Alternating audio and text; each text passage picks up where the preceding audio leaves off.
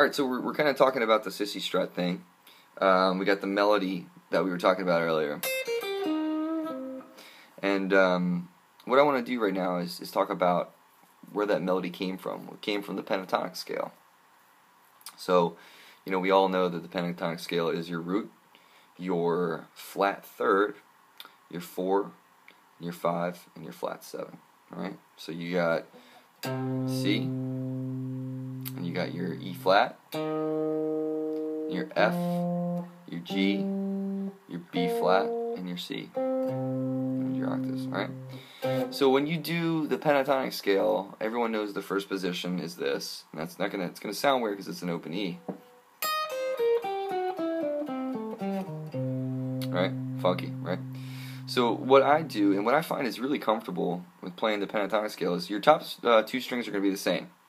So you're going to be 11th fret,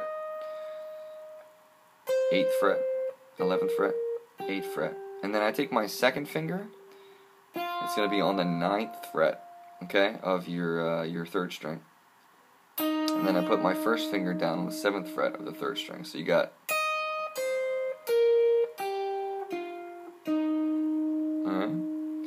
And then we're going to continue. I'm going to take my second finger, and it's going to be on the 8th fret, okay, of your 4th string. And then my first finger is going to go down to the 6th fret of your 4th string. And then your third finger is going to be on the 8th fret of your 5th string. First finger goes down a whole step to the 6th fret. Then down a whole step again on the 5th string, and then back to your 8th fret of your 6th string. So, and all together we've got it.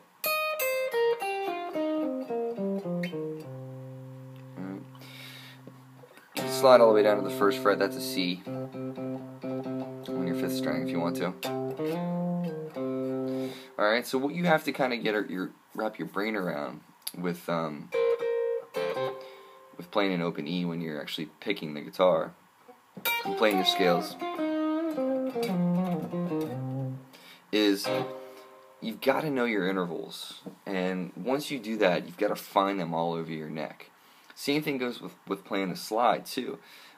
There's a couple cool licks that some players do where you know, you've got a pentatonic lick there. Okay, so you've got your root, which is your C, and your E flat, okay, your F, your G, and then your B flat. Okay, so I'm just running up the pentatonic scale. Now that's what really gives you the bluesy sound.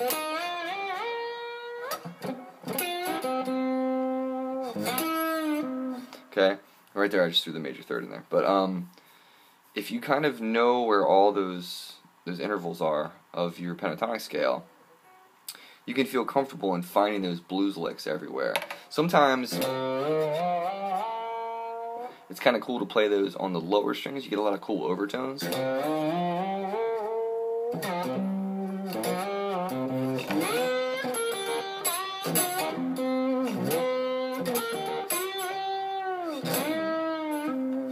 Okay, always get back to that major third. So, yeah, I mean, if you know where your root, your flat third is, your 4 and your 5, flat 7, it's really useful, and you'll start to see the shape too. You'll start to see, like, if you're kind of a person that's very visual, you'll see where those shapes are in open E, where you'll find, and that'll translate back to your standard tuning guitar as well. And you'll start to visualize that stuff on your neck and find all those pentatonic blues licks that you can throw in there. What I tend to do, if I'm playing a tune like Sissy Strut, and I'll post a video of my band playing it, so you can see me playing this guitar and what I did. But if I'm playing Sissy Strut and the solo comes my way, I always started out finger picking. I never start out with the slide. I kind of like to ease into that. So, you know, if you're sitting on a tune, and like I said, you'll see the video of that later. If you're coming in and you're starting with the pentatonic scale, what's nice about switching to open E, and what I've found personally, is that it's very limiting to me because I'm not as familiar with it. So I'm not as prone to like just spray a bunch of notes. I'm very thoughtful, I should say heartful, of choosing notes. It really, as a player, you've got to be able to kind of tune in and go to that place where you're actually picking notes instead of just spraying people with 16th notes. So when I'm saying picking notes, I'm saying picking intervals for whatever key you're in. So if you're just playing, the pentatonic scale over something like that,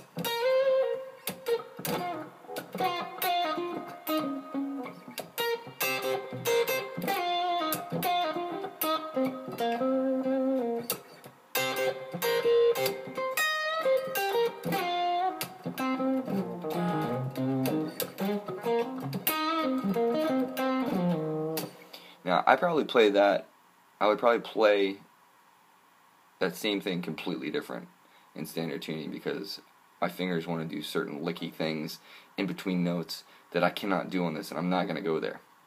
So this is making me feel like I'm in like 8th grade again, because I got to go all the way back to like relearning the instrument, which is cool, but it definitely, like, on stage, you got to have your game face on when you try to do this. I didn't start playing this until probably a week ago, 2 weeks ago, with my band, and it's been a while since that last blog. I've been working on this stuff.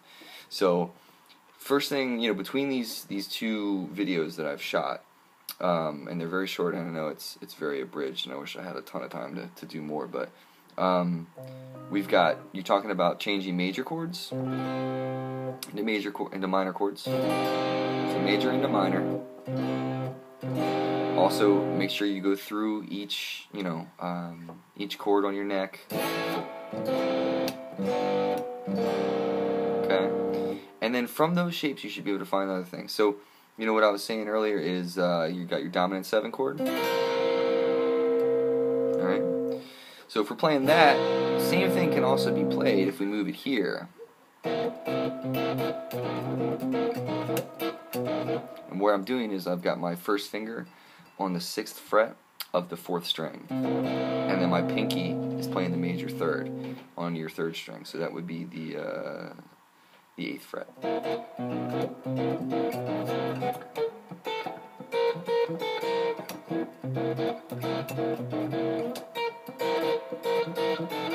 Okay, same chord, but just different sounds. So you can experiment with that. If you know your theory, you know where the notes are as far as where they fall on the scale of a specific key, which right now we're in C.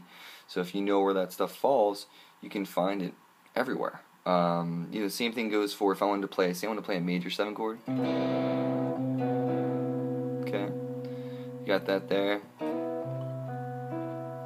Nice and mellow. Okay.